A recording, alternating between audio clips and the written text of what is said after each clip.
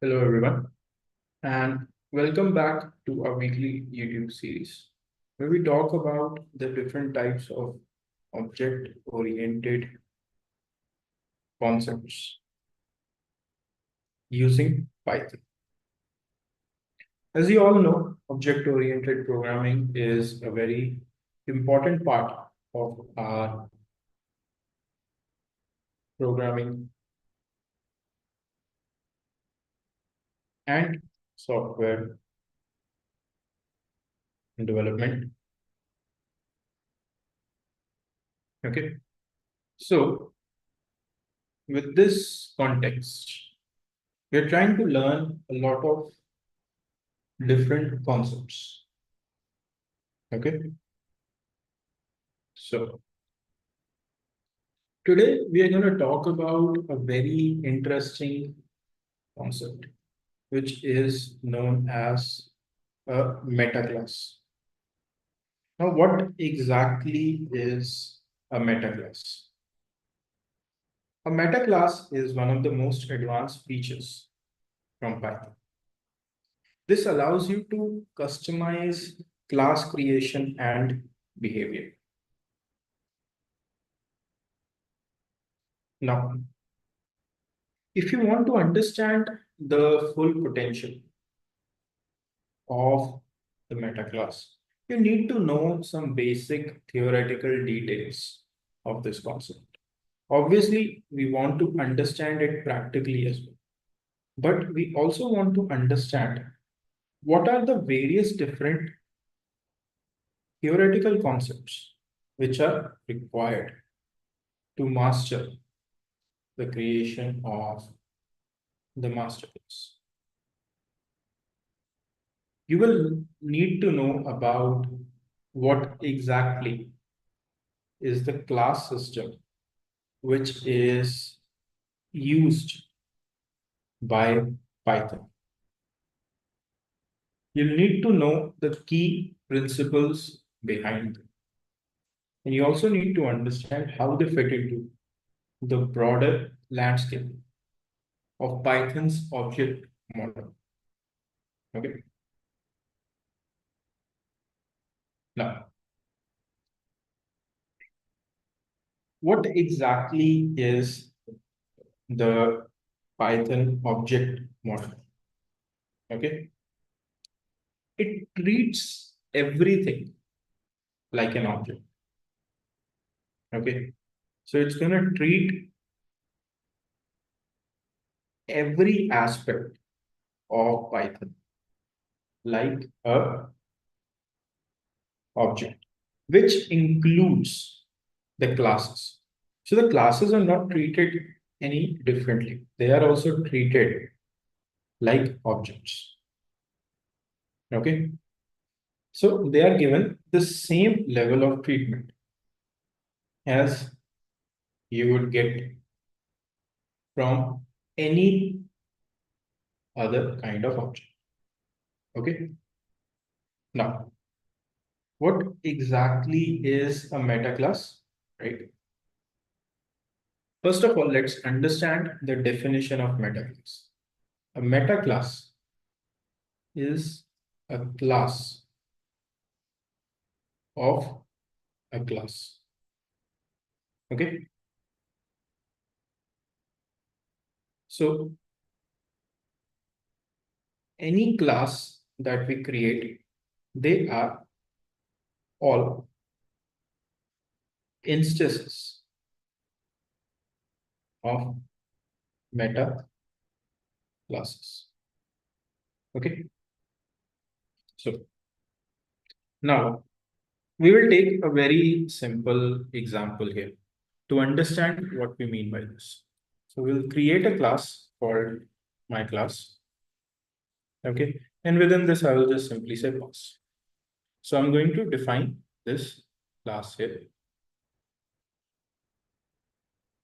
Okay. And then we'll say print, and then we want the type of my class. Okay.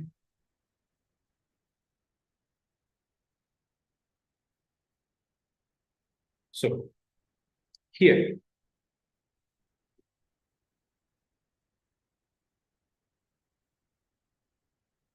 look at the output.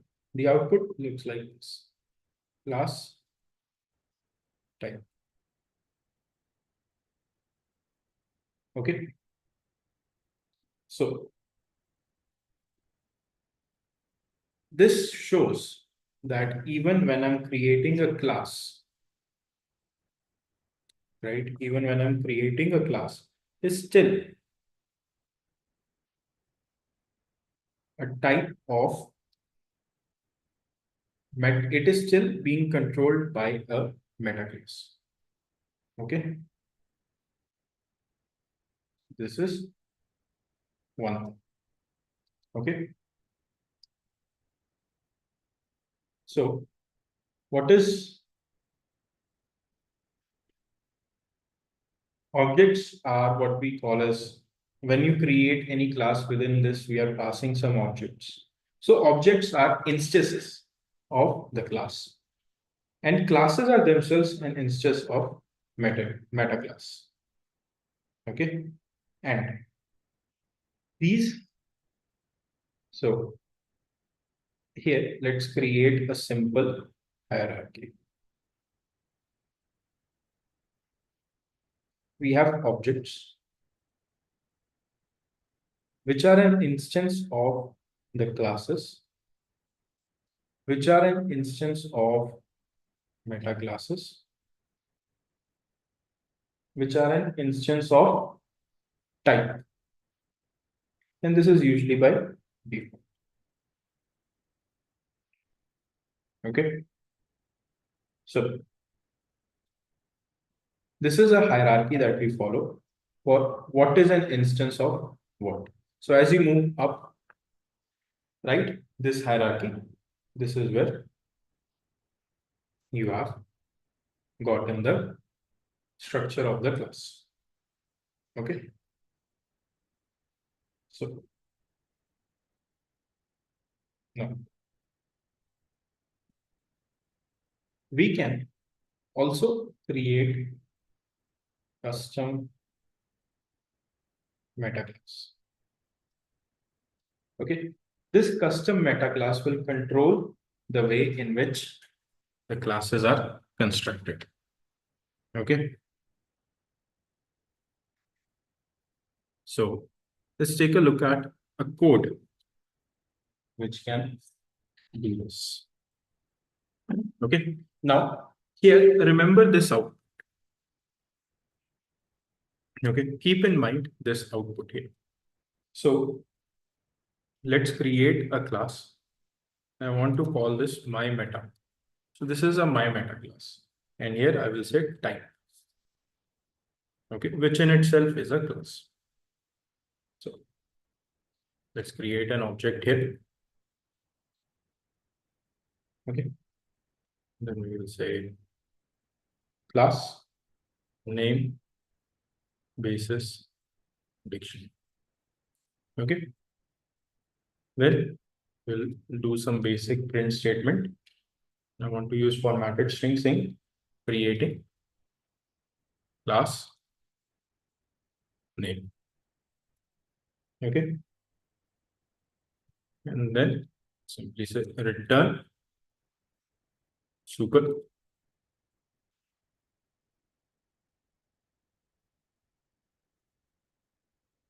dot new. And then we are defining a class name, basis, and dictionary. So this is the class that I am assigned. Okay. So let's create this custom meta class. Now, even this custom my meta class, what is this subset of? This is still a subset of the type meta class. Okay. So even when we are creating a meta class, we are ensuring that we are referring to the type meta class. Okay. So we'll say class and then we will say my class, and here I will say meta class equal to my meta. Okay, and then we will say pass. Okay, it's create this class. Okay, then simply what we will do next is we will again print type my class. Okay, and now it is a class within the my meta class. And we can also check the type of my meta. Okay, and this is a class of type. Okay, so to understand this in a simpler way, what is the hierarchy that we have created? This is my chart.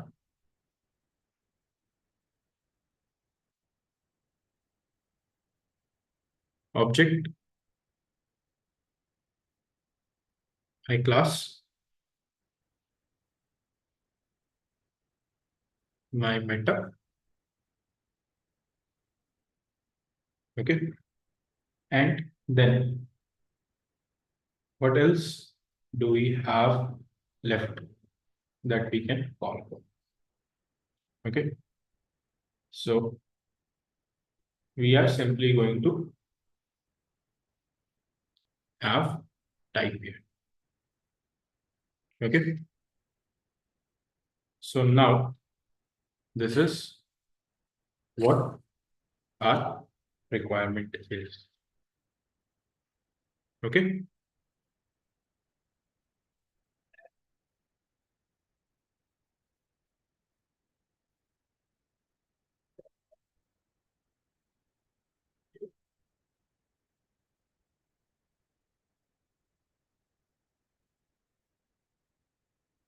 now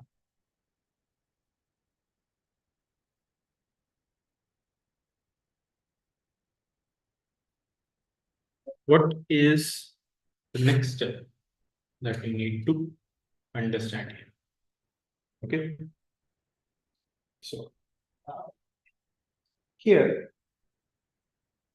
the steps that we created. Okay, step by step, let's talk about it. The first step was that we defined the name of the class.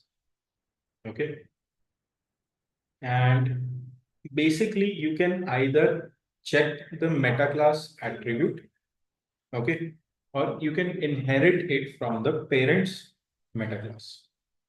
And when you inherit from the parents meta class, by default, we are inheriting from the type meta class.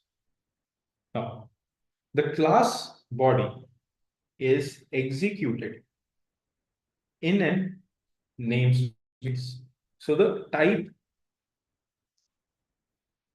okay, the class body is treated as a namespace.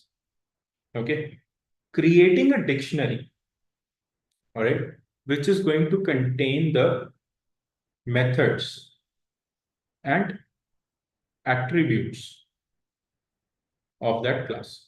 So if in this class we are creating any specific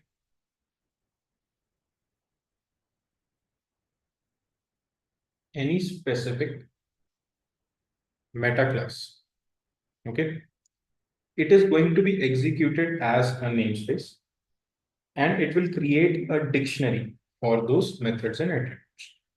Okay. Now here, when we are calling the new method, okay, passing the name class and its base classes and its dictionary of attributes, this is where the actual class object is created. Okay, so the actual class object is not getting created, okay, here, but rather it is getting created here within this new object. Okay, this is where we are defining the class object. Okay. This is what we are doing to define that specific class object. Okay.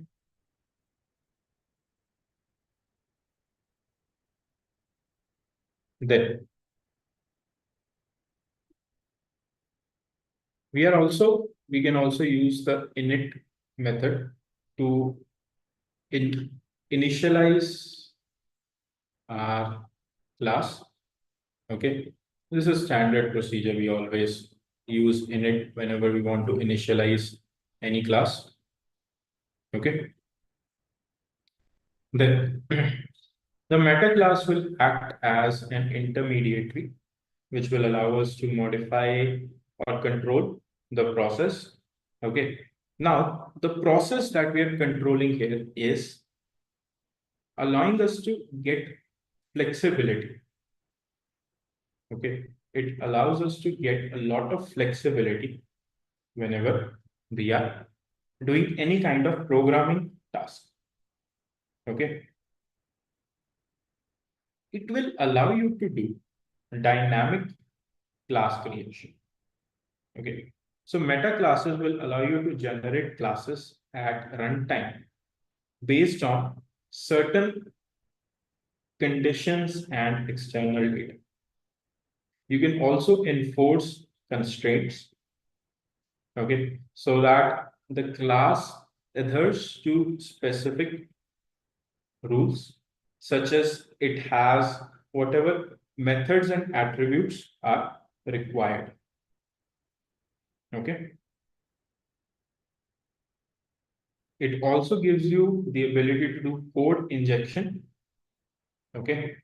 So meta classes can automatically add methods or attributes to classes when they are created. Okay. Now,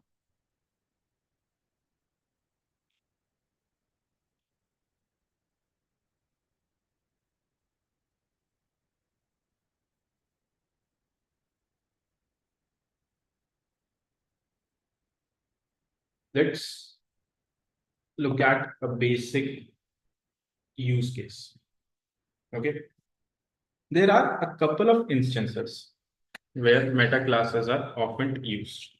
So we are looking at instances of domain specific languages within Python, or when we want to enforce certain structural constraints on class definitions.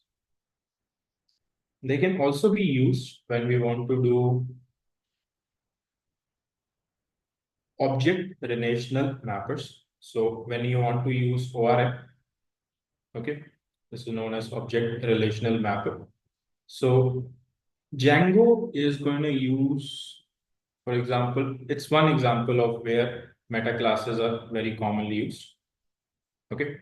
So Django will use meta classes to add fields and methods to the classes based on database table structure. Okay, so you can define a class, and the meta class behind the scenes ensure that whatever SQL query that needs to be written, that is written in accordance to the class attributes. Okay. You can also use it to enforce class invariants. Okay. So, for example, you want all classes that inherit from a base class to have a particular method defined. Okay. And then it is used very frequently in frameworks. Okay. So what are the pros and cons of a meta class? So you get control over class creation. So meta class will allow you to intervene in the class creation process of a class.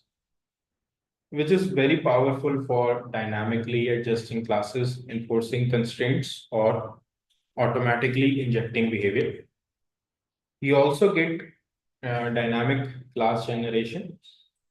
So basically, they will allow you to generate class on the fly based on the runtime data. And you get code reuse and enforcement. Okay. So let's take a look at one basic use case of this. Okay. So let's create a simple class. All right. So let's create a class here at the end. Okay. So we'll say class single to meta, and I will take the type. Okay. So we will create instances here, which you want to store as a value. And then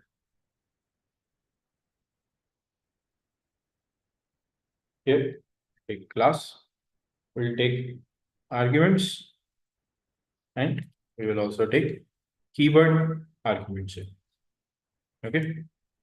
Within this object. If CLS not in CLS dot underscore instances,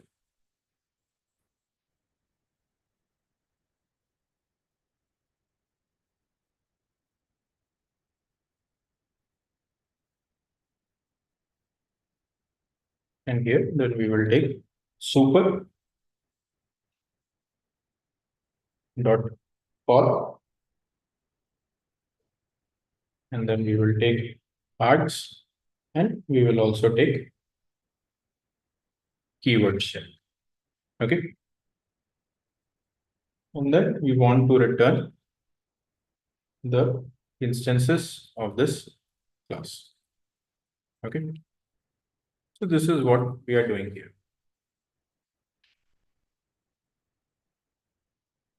Okay. Then we'll create another class and say meta class is equal to single to meta. Okay. And then we will do pass. S1 is given as singleton. Okay. S2 is given as singleton. Okay. So what we want to check is whether these two are. So what we want to check is whether these two are the same or not. Right. So they are this. So this is how meta classes are going to work. They're going to give you a deeper layer of abstraction and control in Python.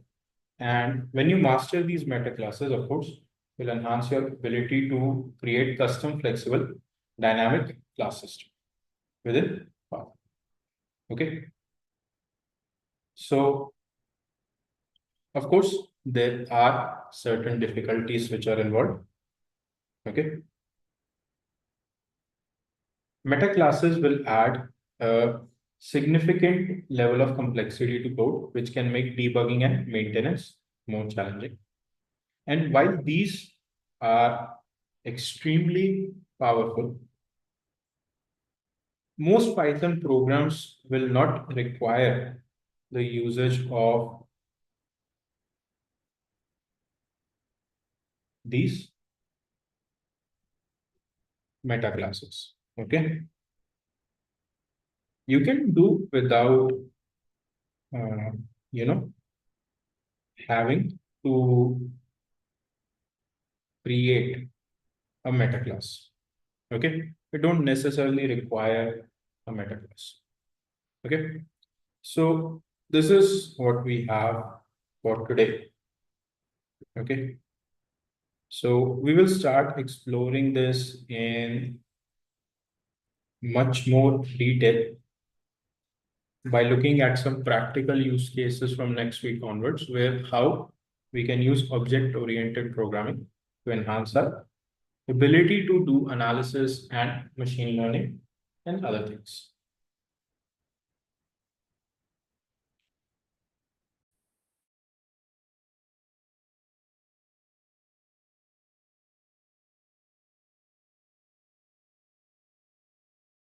So thank you so much, everyone, for joining, and we will definitely see you next week.